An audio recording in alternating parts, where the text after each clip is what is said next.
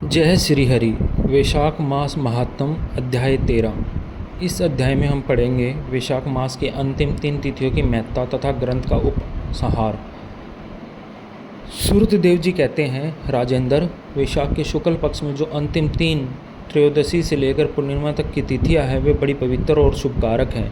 उनका नाम पुष्करणी है। वे सब पापों का क्षय करने वाली है। जो संपूर्ण वैशाख मास में स्नान करने में असमर्थ हो वह यदि इन 3 तिथियों में भी स्नान कर ले तो वैशाख मास का पूरा फल पा सकता है। पूर्व काल में वैशाख मास की एकादशी तिथि को शुभ अमृत प्रकट हुआ। द्वादशी को भगवान विष्णु ने उसकी रक्षा की। त्रयोदशी को उन श्री हरि ने देवताओं को शुद्ध पान कराया। चतुर्दशी को देव विरोधी दैत्यों का संहार किया और पूर्णिमा के दिन समस्त देवताओं को उनका साम्राज्य प्राप्त हो गया। इसलिए देवताओं ने संतुष्ट होकर इन 3 तिथियों को वर दिया। वैशाख मास की ये 3 शुभ तिथियां मनुष्यों के पापों का नाश करने वाली हैं तथा उन्हें पुत्र और पौत्रादि फल देने वाली हैं। जो मनुष्य इस संपूर्ण मास में स्नान ना कर सका हो वह इन तिथियों में स्नान कर लेने पर पूर्ण फल को ही पाता है। वैशाख मास में लौकिक कामनाओं का नियमन करने पर मनुष्य निश्चय ही भगवान विष्णु का साम्राज्य प्राप्त कर लेता है। महीने भर नियम निभाने में असमर्थ मानव यदि उक्त 3 दिन में कामनाओं का संयम कर सके तो उतने से ही पूर्ण फल को पाकर भगवान विष्णु के धाम में आनंद का अनुभव करता है।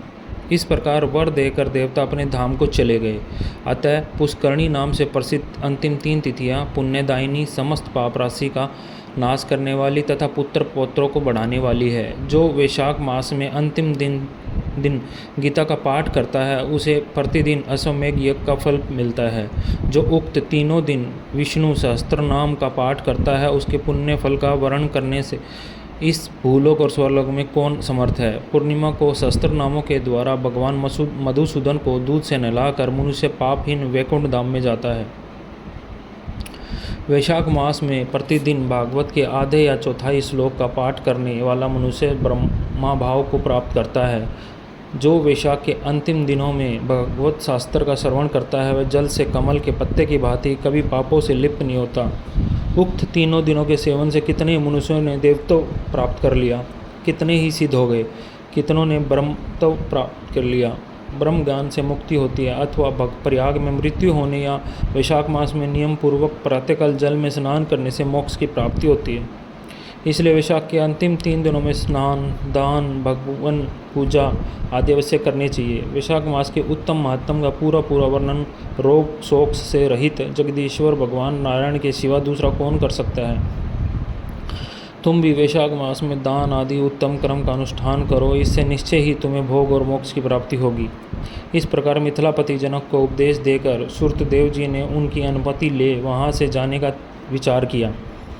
तब राजश्री जनक ने अपने अभ्युदय के लिए उत्तम उत्सव कराया और सूर्यदेव जी को पालके पर बिठाकर विदा किया। वस्त्र, आभूषण, गो, भूमि, तिल और सुवर्ण आदि से उनकी पूजा और वंदना करके राजा ने उनकी परिक्रमा की। तत्पश्चात उनसे विदा हो महातेजस्वी एवं परम यशस्वी सूर्यदेव जी संतुष्ट होकर प्रसन्नतापूर्वक वहाँ से अपने स्थान को गए। राजा ने वैशाख धर्म का पालन करके मोक्ष प्राप्त किया। नारद जी कहते हैं, अम्बरीश, यह उत्तम उपाख्यान मैंने तुम्हें सुनाया है जो कि पापों का नाश और संपूर्ण संपत्तियों को देने वाला है। इससे मनुष्य भुक्ति, मुक्ति, ज्ञान और मोक्ष पाता है। नारद जी का यह वचन सुनकर महायशस्वी राजा अम्बरीश मन ही मन बहुत प्रसन्न हुए। उन्होंने बाह्य जगत के व्यापारों से निर्वृत्त होकर मुनि को साष्टांग प्रणाम किया और अपने संपूर्ण वैभव से उनकी पूजा की। तत्पश्चात उन्हें विदा देकर देव ऋषि नारद जी दूसरे लोक में चले गए, क्योंकि दक्ष प्रजापति के शाप से वे एक स्थान पर नहीं ठहर सकते थे।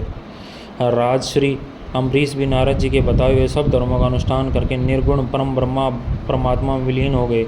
जो इस पाप नाशक एवं पुण्य वर्धक उपाख्यान को सुनता और पढ़ता है वह परम गति को प्राप्त होता है। जिनके घर में ये लिखी हुई पुस्तक रहती है उनके हाथ में मुक्ति आ जाती है। फिर जो सदा इसके श्रवण में मन लगाते हैं उनके लिए तो ये कहना ही क्या बात है। वैशाख मास महात्म संपूर्ण होता है। 13वां अध्याय। जय जय श्री हरि। भगवान विष्णु की कृपा सब पर बनी रहे, सब पर, सबका भला हो, सबका। हे भगवान विष्णु, कोई पाप किया हो तो माफ़ करना। जय श्री हरि। जय श्री हरि, जय श्री हरि। मैं उसी को मांगता रहूँगा हमेशा। जय श्री हरि।